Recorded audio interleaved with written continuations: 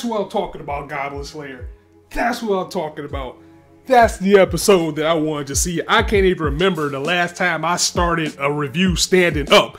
This is why I do YouTube. This is why I do these episodic reviews, because moments like this are the ones that I cannot wait to talk about and share with you guys. What's up, everyone? It's your boy Scott.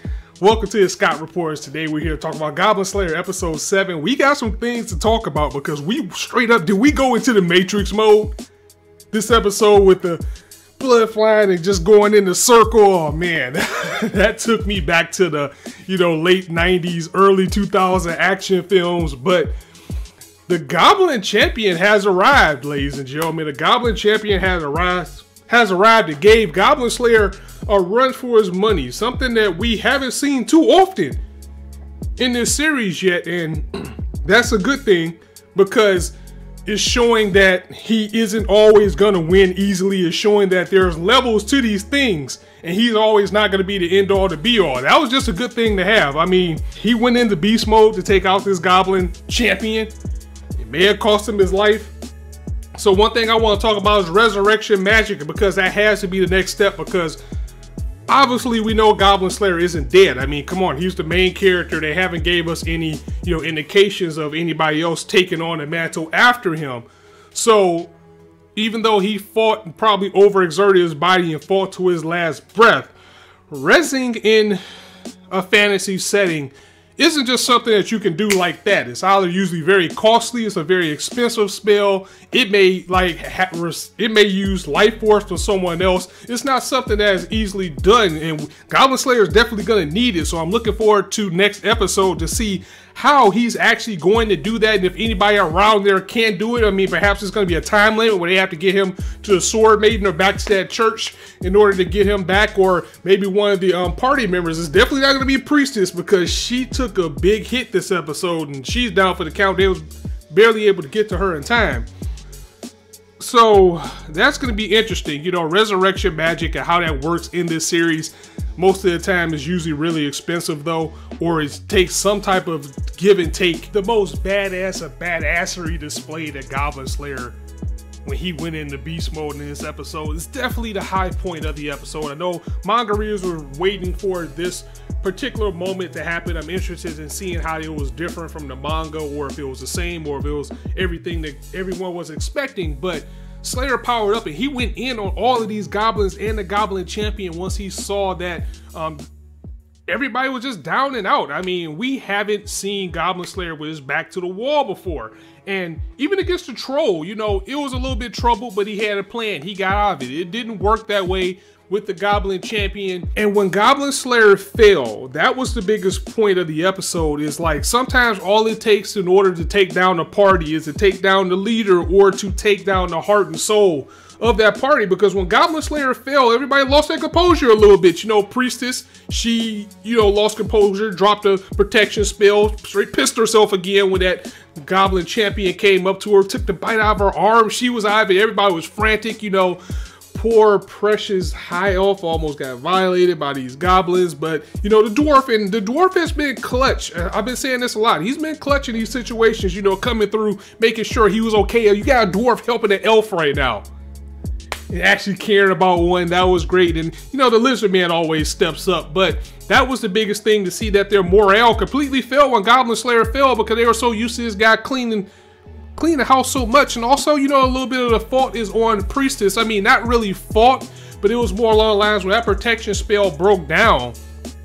It just kind of reverted her back to what happened in the first episode. And also in this episode, we spoke to the Sword Maiden a little bit and the Priestess, and she kind of said, one day he will fall. He will not always be there, so you got to be ready for that. Get some background on her too, to find out she was a goblin survivor, because you know how those goblins get down. And she had a whole bunch of marks on her body, but I don't know if it was just that maybe I just couldn't see it, or maybe I wasn't focusing right, or they did have it kind of blurted out because they were in the bathhouse, but you can barely see the marks that were on her.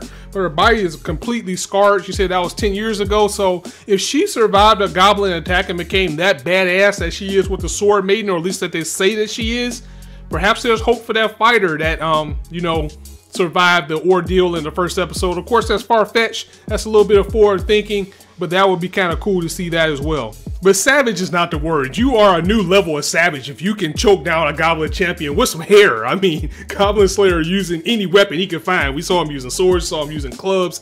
In that moment of insanity that he had, he choked out this Goblin Slayer with the strand of hair, and I can't really call this a win. I mean, it was more like along the lines that they just survived and they scared the rest of the goblins off in that frantic, insane state that Goblin Slayer went in. Perhaps maybe that potion that he used, maybe that was like a berserker spell or potion, or it was definitely a last ditch effort, because it had to be something of that matter. Because when he was about to go out, when the light was about to leave from his eyes, you know, he had flashbacks to what happened to him. He heard somebody talking to him saying, you just sat there and watched, so go call it back to his sister. But oh man, the Goblin champion basically escaped. I mean, Goblin Slayer like gouged out his eye or something, but the Goblin champion and the other goblins escaped. So it was more like a moral victory. Goblin Slayer passing out at the end.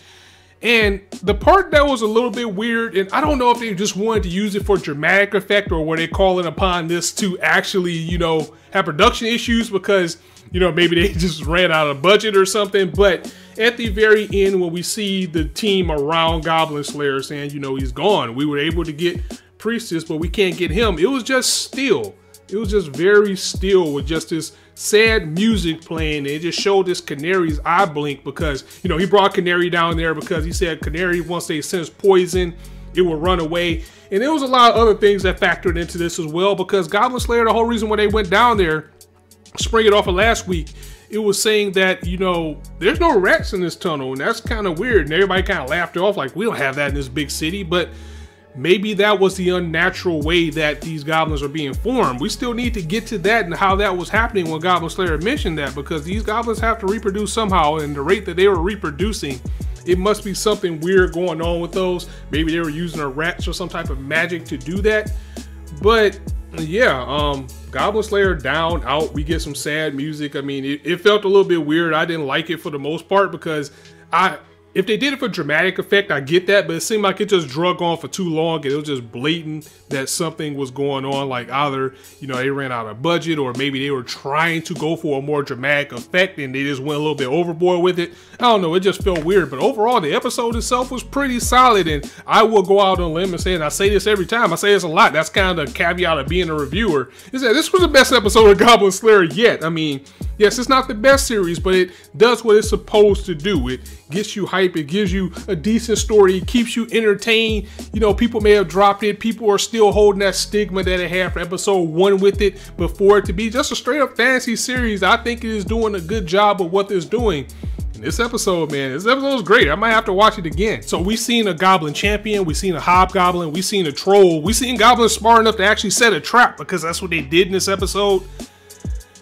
I'm gonna stick with it. I feel like they are not doing this on their own. Somebody is driving these goblins to get to the point that they're getting to, and that's gonna be the big end all, the be all. And you know, the way this is shaping up, and I know the manga is still going, the light novel is still going, we might have a see you soon type of ending when the series comes to it, because we're in episode 7 now, so we're a little bit over halfway done for how many episodes we have of this. I just hope it ends like Overlord, where it's kind of like, okay, we'll see you soon, but you'll be okay with where it stops, like it doesn't leave you on a super cliffhanger or anything. But guys, definitely let me know what you thought of this episode in the comments below.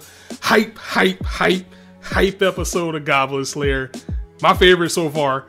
Definitely to see Goblin Slayer go beast mode. Come on, we know he's not dead. The matter is, what type of magic are they going to use, and how costly would it be for the person that uses it? Like, is somebody going to have to sacrifice themselves, or they're going to have to give up their life, or maybe it'll just be expensive as hell. We'll just have to see. Or can they do it there? Do people there have the ability to do it, or they're going to have to get back to the sword maiden? Let me know what you thought of the episode in the comments below. If you liked the video, go ahead and drop a like, and if you want to hear more, go ahead and hit that subscribe button, as there's non-shortage of content for you to indulge on his channel. As I always say, you guys be anywhere on YouTube right now, you chose to listen to me.